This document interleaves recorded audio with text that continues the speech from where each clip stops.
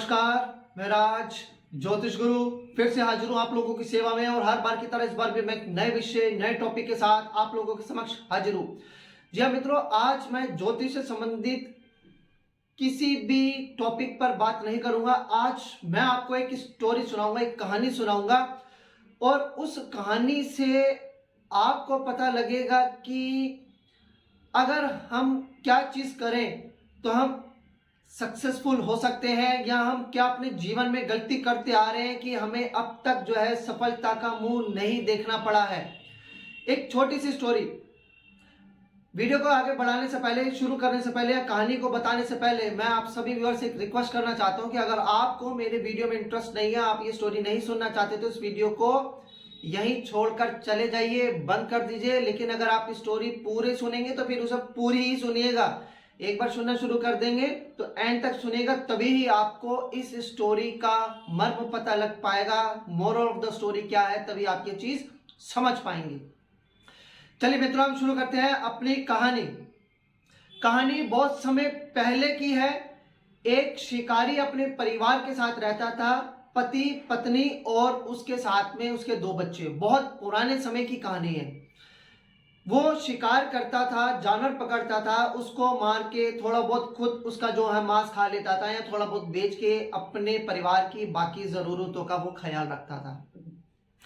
लेकिन उसका गुजारा नहीं हो पा रहा था। वो गुजारा नहीं कर पा रहा था क्योंकि उसे उसकी जरूरत के मुताबिक शिकार नहीं मिल पाता था। क्या होता था, वो रोज सुबह वन में निकल जाता था, सारा दिन इंतजार करता था, और एट द लास्ट वो दिन के अंत में एक छोटा मोटा कबूतर या छोटा मोटा बाज या कोई पक्षी या छोटा सा कोई जानवर ही मार के ला पाता। इससे वो समझ ही नहीं पाता कि इससे वो अपने पेट की भूख मिटाए या इसको बेचकर अपने परिवार की जरूरतों का वो जो है उनको जरूरतों को पूरा करे। इसी तरह से दिन प्रतिदिन गुजरते जा रहे थे और उनकी और उसके परिवार की हालत खराब होती चली जा रही थी।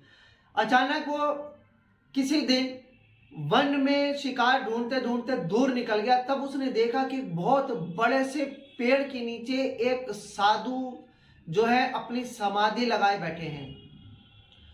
उन्होंने उस शिकारी ने जाकर उस साधु के पैर पकड़ लिए और रोने लगा कि प्रभु, हे मुनिवर, हे संत, आप ही मेरी समस्या का अंत करें। मुझे समझ ही नहीं आ रहा कि क्या हो रहा है। दिन प्रतिदिन हम लोगों की हालत खराब होती जा रही है, जरूरतें पूरी नहीं हो पा रही है, पेट की भूख शांत नहीं हो पा रही है। मैं अपने परिवार का भरण पोषण कैसे करूं।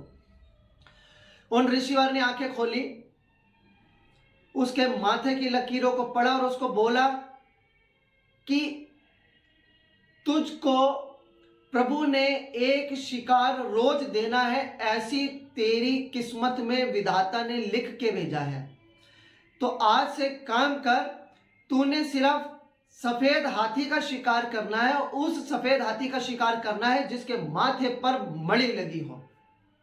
यह कहकर वो ऋषिवर वापस अपनी तपस्या में लीन हो गए, समाधि में चले गए। अब वो शिकारी जो इतने वर्षों से सिर्फ छोटे मोटे जानवर को, छोटे मोटे पक्षी को ही मार पा रहा था, वो सोच में पड़ गया कि इतना बड़ा हाथी वो कैसे मारेगा। हाथी वो भी जो सफेद हो और वो भी जिसके माथे पर मणि लगी हो। लेकिन क्योंकि संत ने कहा था तो उसको ये जरूर मानना था। उस दिन तो उसने जैसे तैसे अपना गुजारा किया। अगले दिन वो सुबह बिल्कुल ये कसम बांध के आया कि वो उस संत की कही बात को लेकर ही चलेगा। सुबह से शाम हो गई, उसे शिकार नहीं मिला क्योंकि उसे मारना हाथी ही था, वो हाथी जो सफेद हो, जिसके माथे पर मणि लगी हो। शाम से रात होने को आई, रात से गहरी रात होने को आई, लेकिन उसे शिकार नहीं मिला। वो पेड़ पर चढ़कर ही इंतजार करता रहा। लेकिन अचानक उसे दूर से एक रोशनी चमकती नजर आई। धीरे धीरे वो रोशनी बढ़ी। उसने देखा कि एक सफेद हाथी जिसके माथे पर मणि लगी है वो उसके पेड़ की तरफ ही आ रहा है। तब उसने जो है तीर छोड़ दिया और उस हाथी का शिकार कर लिया। उसके माथे से मणि ले ली और जो है उसको ले गया। थोड़ा उसको बेचा, थोड़ा उसने परिवार की अपनी भूख शांत की। इसी तरह से अब वो रोज जो है एक सफेद हाथी का शिकार करने लगा जिसके माथे पर मणि लगी होती थी।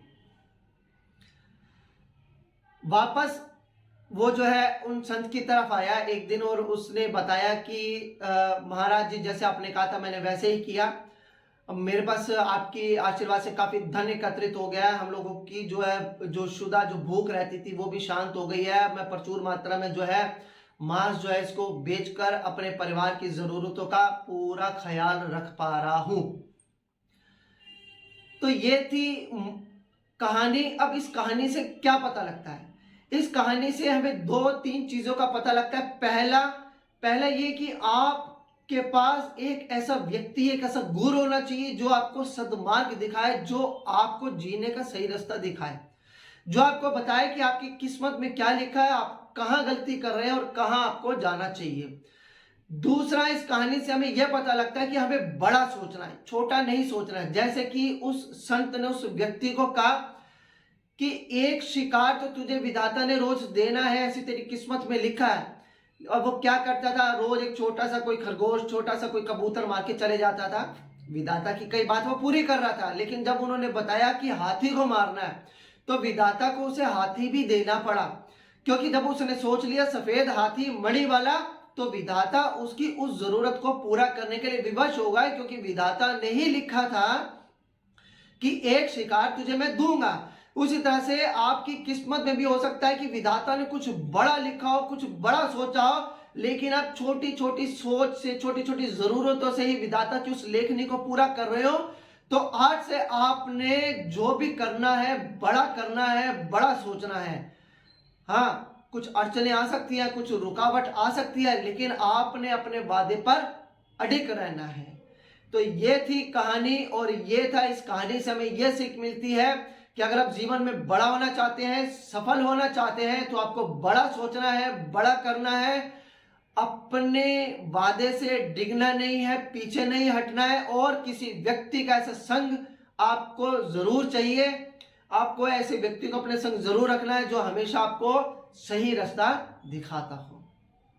तो मित्रों, कैसी लगी आपको जानकारी, कैसी लगी आपको ये कहानी, मुझे बताना ना भूलिएगा। चलिए, मुझे आगे दीजिए, अगली बार फिर एक नई जानकारी के साथ मैं आप लोगों के बीच में हाजिर हूंगा। तब तक के लिए जय माता दी।